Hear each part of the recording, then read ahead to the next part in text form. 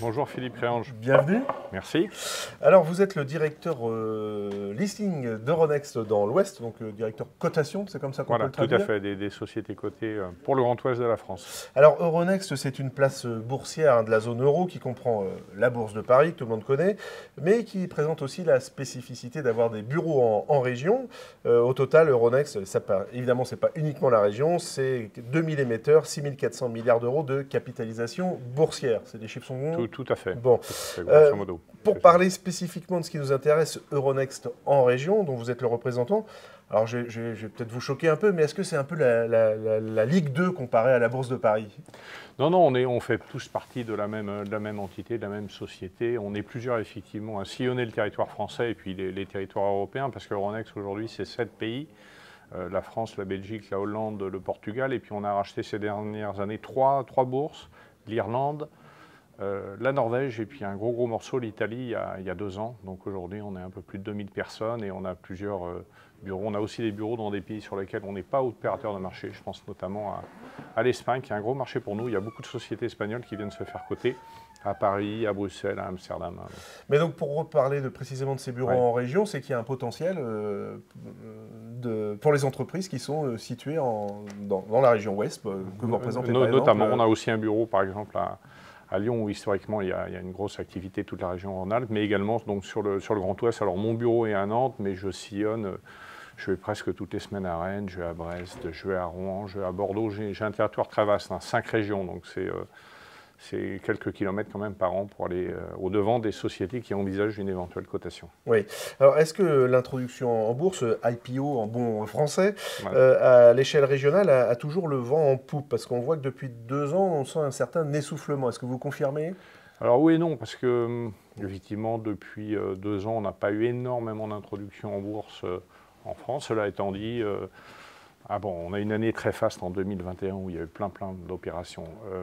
2022, une année plus calme. Il y a eu 10 IPO de small et mid cap en France. Il y en a eu 5 quand même dans la région ouest. Il y a notamment eu OK Wind, pas loin d'ici. On a eu Broadpeak à Rennes. Enfin, il y a eu pas mal d'opérations en Grand Ouest. L'année dernière, effectivement, il y a eu 6-7 IPO en France, mais on en a encore eu 4 dans la région. Donc la région ouest reste très dynamique. Oui. Mais pourquoi il y a eu ce petit là, alors, repli, c'est l'après-Covid? On est dans une période où les taux d'intérêt qui étaient à 0% sont passés à 4%, donc on change de paradigme, on change de niveau de valorisation. Les dirigeants ont parfois des niveaux de valorisation en tête qui remontent à 2021, et donc il y a un certain atterrissage. Et puis, il y a eu aussi, au niveau de la conjoncture, quelques soubresauts majeurs. La guerre en Ukraine, bien sûr, le conflit au Moyen-Orient, beaucoup d'éléments qui bousculent un peu. Mais l'un des éléments principaux, c'est quand même la variation des taux qui fait que y a des valorisations qu'il faut revoir. Ouais. Mais on y arrive. Alors, à quoi ça sert une introduction en bourse? Vous allez me dire à lever de l'argent, forcément. Mais est-ce qu'il y a des entreprises, des secteurs qui sont plus adaptés que d'autres? Je pense notamment à la tech.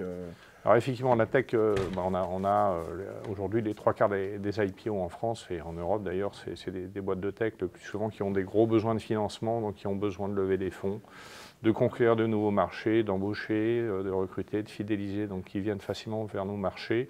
Il y a moins effectivement de grosses PME ou d'ETI qui viennent se faire coter en bourse aujourd'hui. C'est plus dans la tech où il y a des gros besoins de financement. Après, ils ne viennent pas que rechercher du financement. Ils viennent chercher de la notoriété, de la crédibilité. On a beaucoup de sociétés dans la tech, par exemple, qui visent des marchés publics américains. Et si vous êtes français et pas coté, ça peut être très compliqué. Donc le fait d'être coté apporte une transparence. Donc il y a une question d'image en fait aussi. D'image et puis de transparence, de rigueur. Quand vous avez votre rapport annuel qui est audité, qui est tamponné par un Big Four, et que vous êtes coté en bourse, ça rassure un peu plus que quand vous êtes seul dans votre coin du fin fond de la Bretagne avec un petit commissaire au compte régional. Oui. Pour des chefs d'entreprise, ça peut faire peur une introduction en bourse. Pourquoi? Parce qu'il y a peut-être la crainte de perdre la main sur sa gouvernance. On est là, nous, notre rôle, c'est un peu de démystifier l'introduction en bourse. J'en connais beaucoup qui l'ont fait, c'est pas si compliqué que ça. Alors effectivement, la bourse engendre beaucoup de rigueur, de formalisme. Donc pour certains, c'est vraiment un cap à franchir, mais ça les fait grandir, ça les fait avancer. Donc c'est pas non plus quelque chose qui les pénalise. Il y a cette transparence qui oblige. Pour certains, c'est parfois un cap difficile à passer, mais en général, ça les fait avancer, ça les fait grandir plus vite que les autres. Frédéric Boiffin, avant de poursuivre, je vous propose qu'on se tourne vers Guillaume Bietri, qui est notre journaliste économique au sein de la rédaction, et qui va nous dresser un panorama des introductions en bourse dans la région. Agriculture, énergie, numérique, la bourse plaît aux PME bretonnes. La preuve, jamais elles n'ont été aussi nombreuses à y être cotées. À ce jour, on n'en compte pas moins de 19. Elles s'appellent Cabas, OKWind, Kerlink, Windfarm ou encore Equinops. Près des 2/3 ont procédé à leur entrée en bourse entre 2020 et 2022. Ça a été le cas par exemple du spécialiste du stockage d'énergie Entech à Quimper, de l'entreprise de streaming vidéo rennaise Broadpeak ou du fabricant de farine morbihanais Polic. Après ces années phases, 2023 a été bien moins porteur, comme partout dans l'Hexagone. Sur les 7 introductions en bourse de l'année dernière, une, tout de même, est bretonne, celle du morbihanais Vinpai, fabricant d'ingrédients pour l'agroalimentaire et la cosmétique. Et 2024 dans tout ça. Pour l'instant, un seul projet est à l'ordre du jour en Bretagne, celui du brestois Imeon Énergie, actif dans le domaine de l'énergie solaire, mais d'autres choses sont dans les tuyaux selon les spécialistes et pourraient déboucher sur des introductions en bourse au printemps ou en 2025. Frédéric Boiffin, pourquoi certaines introductions en bourse réussissent-elles mieux que d'autres? C'est comme une vente, il faut que acheteurs et vendeurs se comprennent. Je pense qu'il faut surtout que les sociétés aient un niveau de maturité suffisant pour arriver en bourse et pour pouvoir avoir une activité assez, pas stable, parce qu'on les aime bien en croissance, les activités, mais une activité sans trop d'à-coups, avec une certaine linéarité dans les affaires. L'un des meilleurs exemples qu'on a pu citer tout à l'heure, c'est OKWind, qui est arrivé en bourse avec déjà un chiffre d'affaires assez conséquent, et puis avec des perspectives de croissance très fortes. Donc ça, la bourse adore, et ça permet d'avoir un peu moins de mauvaises surprises et des beaux parcours boursiers. C'est-à-dire que la start-up, c'est plus compliqué pour une start-up qui s'est créée il y a peu de temps, ça ne se passe pas comme ça en fait.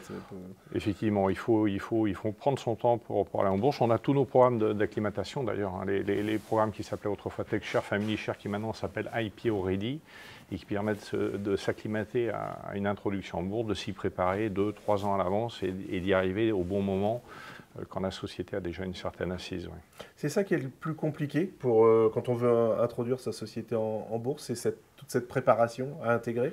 C'est une certaine préparation, c'est un travail de fond qui dure 6 mois. Les 6 derniers mois sont importants pour faire son introduction en bourse. Après, il y a des prérequis parfois à atteindre avant d'envisager. Pour les très grosses sociétés, par exemple, elles vont choisir de passer en IFRS, donc c'est en norme IFRS comptable, donc c'est un peu plus de travail, c'est 2 ou 3 mois de boulot en plus, mais autrement, le process d'IPO est très cadré, c'est 6 mois, alors c'est un marathon, on bosse bien, mais ce n'est pas une série C qui peut durer 18 ou 24 mois. Oui. Peut-être une dernière question. On parle de l'introduction en bourse, mais si on veut en sortir, est-ce que c'est facile? Alors justement, on a changé les règles il y a quelques années, ça doit remonter à 5 ans. Avant, il fallait réunir 95% des droits de vote pour sortir de bourse, et c'était parfois un peu compliqué. On a changé les règles, on est passé à 90%, et ça permet à des sociétés de sortir bien plus facilement, et c'est un des messages qu'on fait passer. Si vous rentrez en bourse, vous avez aussi la possibilité d'en sortir. Et puis il y en a aussi qui reviennent 2 ans, 3 ans, 5 ans après. L'un des meilleurs exemples, c'est Elior, par exemple, qui a fait 2 IPO, et il y a d'autres exemples en la matière. Il y a une durée moyenne, on va dire classique Oui, il y a des chiffres. Alors, je n'ai pas vu ça depuis quelques temps, mais c'est au moins 20 ans, je crois que c'est au moins une vingtaine d'années de cotation. Ah d'accord, donc on s'inscrit quand même... vérifier. Dans le long terme. De toute façon, la bourse, c'est vraiment une histoire de durée. On ne vient pas en bourse pour faire un coup. Ce n'est pas le jour de la belle cérémonie que tout s'arrête. Bien au contraire, c'est le début d'une grande histoire. On est dans le temps long. Et donc, oui, il faut être patient. Bon. Merci beaucoup Frédéric Boiffin pour ces explications. Et espérons que ça donne peut-être des idées à des chefs d'entreprise de la région. Avant de conclure, je vous propose qu'on écoute le plus de l'expert par Banque Populaire Grand Ouest. Pourquoi confier la gestion de son portefeuille à une équipe d'experts dédiés? Gérer un portefeuille requiert de plus en plus d'expertise, de temps et d'analyse à la fois financière et extra-financière. De plus, la volatilité et le contexte macroéconomique complexifient le choix des allocations d'actifs. Confier un mandat de gestion de son portefeuille à une équipe d'experts répond donc à toutes ces thématiques. Une fois votre profil de risque déterminé avec votre chargé d'affaires, notre équipe de gestion de portefeuille fera les choix d'investissement et arbitrera sur les supports opportuns à un instant T.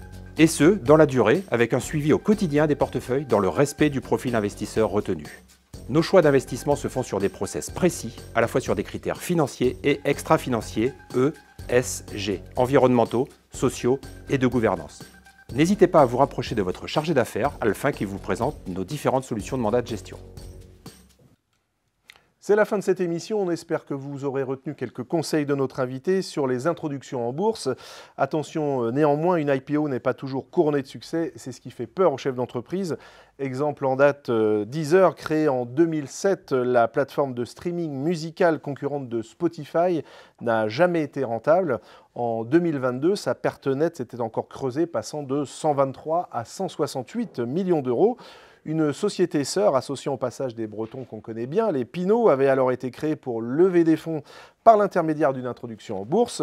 Mais l'opération n'avait pas vraiment été un franc succès. Le titre avait perdu 42% de sa valeur en 6 mois. Et aujourd'hui, son action tourne encore péniblement autour des 2 euros. Un échec qui ne signifie pas pour autant que la messe est dite pour Deezer. Face à des difficultés, la direction a décidé de ne plus courir après le chiffre d'affaires pour se concentrer sur sa rentabilité, avec un objectif l'atteindre l'année prochaine. Comme quoi, un bon échec peut aussi être un tremplin pour rebondir et se réinventer. Enfin, pour ça, on suivra ça l'année prochaine avant de chanter Cocorico. Salut!